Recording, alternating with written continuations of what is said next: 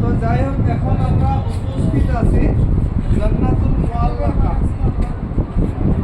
এটা জান্নাতুল মুআল্লাকা দুটো অংশ আছে, এইদিকে একটা আর রাস্তার ওই পাশে একটা, ঠিক আছে?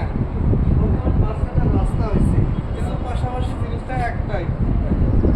এই জান্নাতুল মুআল্লাকা, এখানে হযরতে খাদিজা রাদিয়াল্লাহু তাআলা আনহা, আল্লাহ রাসূলের প্রথম স্ত্রী, নাম শুনছিলেন? কি নাম আসলে? হযরতে খাদিজা রাদিয়াল্লাহু তাআলা আনহা। তিনার যখন বয়স 40 বছর, তখন আল্লাহ রাসূল সাল্লাল্লাহু আলাইহি ওয়াসাল্লামের বয়স কত বছর? 25 বছর। স্ত্রীর 15 বছর বয়স বেশি, স্বামীর থেকে স্ত্রীর 15 বছর বয়স বেশি। খাদিজা রাদিয়াল্লাহু তাআলা আনহা আগের তিনার দুটো স্বামী ছিল।